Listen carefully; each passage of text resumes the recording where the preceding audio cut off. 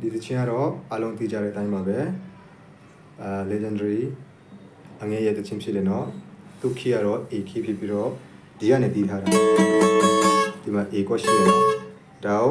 ဒီ shape ကိုယူထားပြီးတော့ဒီမှာတီးကြည့်နေလည်းရတယ်နော်ဆိုတော့ခဏတီးကြည့်မယ်နော်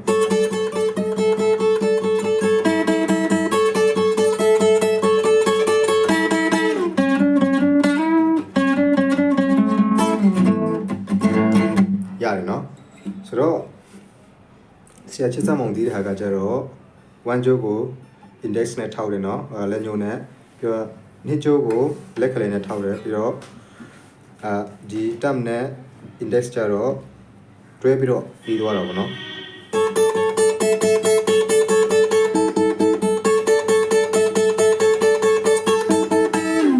ဆိုတော့ကျွန်တော်အနေနဲ့တော့ဒီဖက်ဆက်တီးရဲ့အခါမှာဖိကဒီမှာဝတ်ထားရတဲ့အတွက်ကြောင့်ချက်ချင်းမထုတ်နိုင်တဲ့အတွက်ကြောင့်ကျွန်တော်ကတော့ဘယ်လိုတီးတယ်လဲဆိုတော့ဖိနဲ့2ကြိုးကိုတီးတယ် middle နဲ့1ကြိုးကိုတီးရတာဖြစ်တယ်နော်ဆိုတော့ဘယ်လိုတီးမလဲဆိုတော့ဖြစ်ဖြစ်ချင်းစီတီးပြမယ်နော်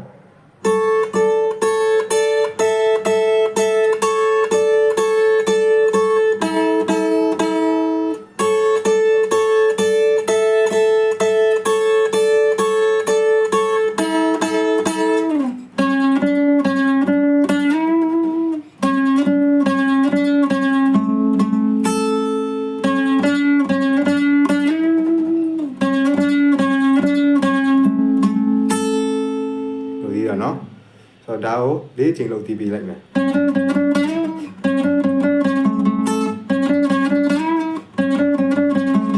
4ချိန်လောက်တီးပြီးသွားရင်တော့ဟို intro ပိုင်းပြီးသွားတော့မှာเนาะဆိုတော့ဒီမှာတီးတဲ့ပိုင်းကတော့ hammer on လုပ်မလားပေါ့เนาะ hammer on နဲ့ pick တစ်လက်စီသုံးမလားဒါဆိုတော့ရတယ်เนาะဒီဟာနဲ့တီးမလဲကျွန်တော်ကြားတဲ့အတိုင်းဆိုတော့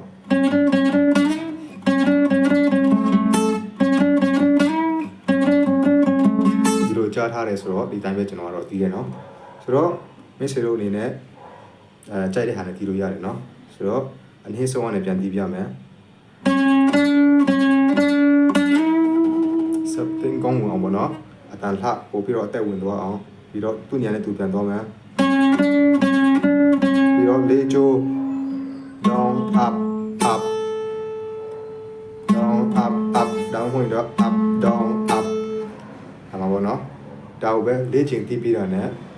intro ပိုင်းရပြီးတော့ပြီဆက်ပြီးတော့ဒီမှာက verse အပိုင်းကလာသွားပြီเนาะဆိုတော့ mute လုပ်ပြရတော့မယ်เนาะဒီဖက်ကလည်း mute လုပ်ချင်လို့ပေါ့ဒါမှကိုက strumming ဖာတာနဲ့တီးချင်တယ်ဆိုတော့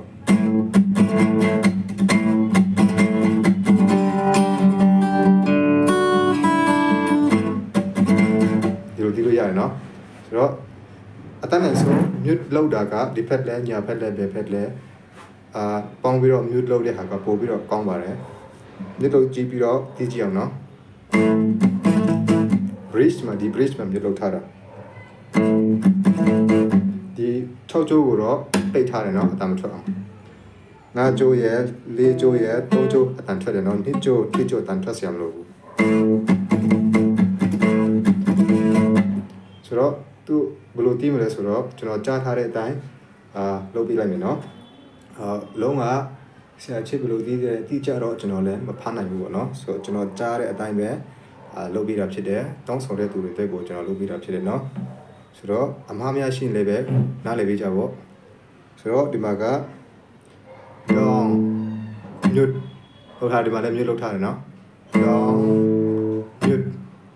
down up ညွတ်လောက်ထားတယ်နော် down ညွတ် down up ညွတ်နော် down နော်နားလည်မယ်ထင်တယ်နော်ဆိုတော့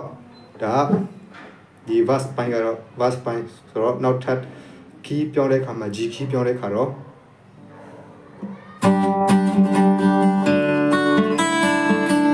ကျွန်တော်ကတော့ဒီလို style နဲ့သွားတာပေါ့နော်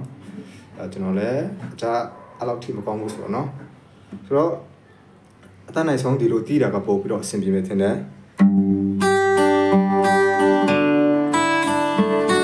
sorry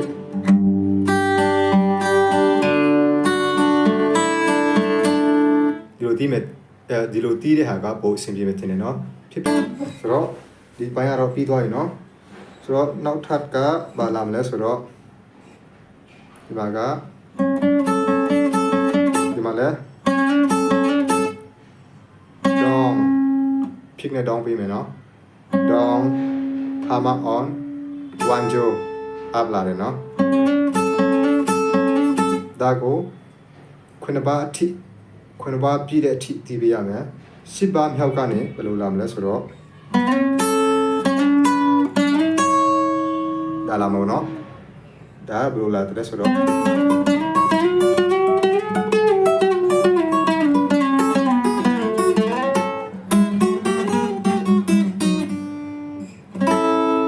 ော်ဒီထဲကပေါ့နော်ဒါကိုယူထားတာဆိုတော့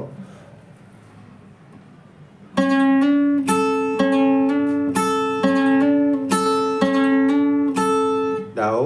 ခုနှစ်ပါးပြည့်တဲ့ထိတီးပြီးတဲ့နောက်ပိုင်းတော့10ပါးမြောက်ကနေပြီးတော့နော်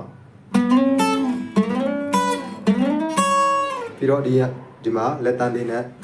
ဒီမှာကနော်3ခါနော်ဆိုတော့နောက်ထပ်လည်း3ခါလောက်ပြန်လာမယ်ထင်တယ်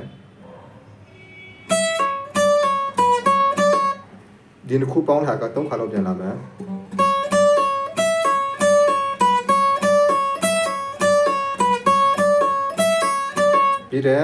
ပြီးတော့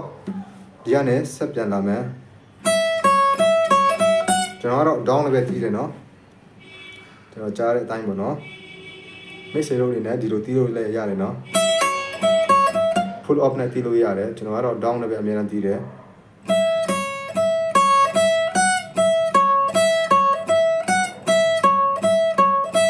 သုံးခါပြီးပြီနော်ဒါကိုဒီလိုတီးလို့ရရင်နော်တကယ်လို့သား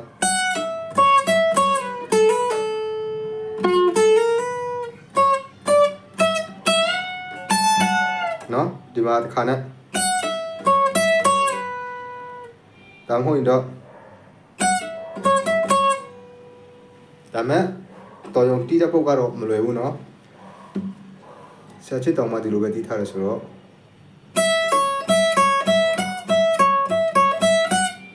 ဒီမှာ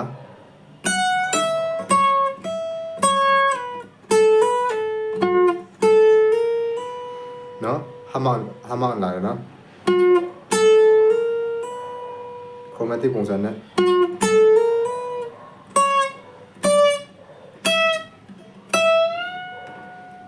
one jaw နော် mid jaw ကို bend လုပ်တယ်နော်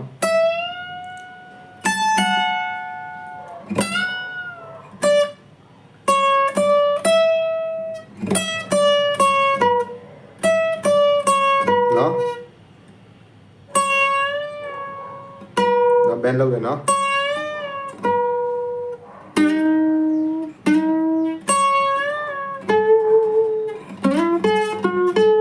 န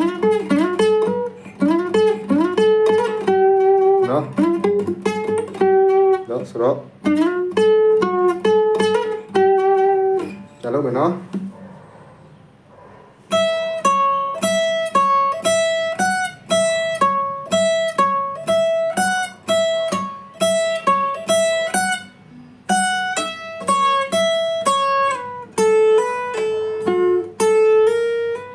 ဖိမပါဘူးနော်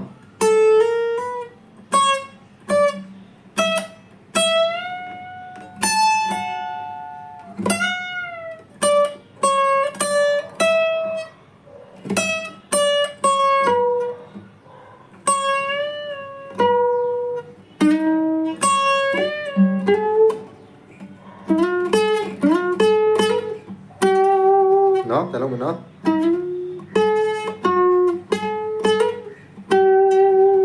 ပြီးသွားပြီဆိုတော့အားလုံးတစ်ဖြည်းချင်းတီးမယ်ဆိုတော့နားလည်မှာပါနော်ကျွန်တော်လည်းမနေ့နားထောင်ပြီးတော့ကြားတဲ့အတိုင်းပဲလုပ်ပေးတာဖြစ်တယ်ကျွန်တော်ရဲ့ content ကိုလည်းကြိုက်နေတဲ့ဆိုရင်တော့ YouTube မှာလည်းဖြစ်ပြီးတော့ Facebook မှာလည်းဖြစ်ပေါ့နော် like subscribe follow up ဖြစ်လည်းအားပေးလို့ရတယ်နော်အားလုံးကိုကျေးဇူးတင်တယ်နောက် content တွေမှာလည်းပို့ပြီးတော့ကျွန်တော်တို့များများလုပ်ပေးပါမယ်နော် okay ကျေးဇူးတင်တယ်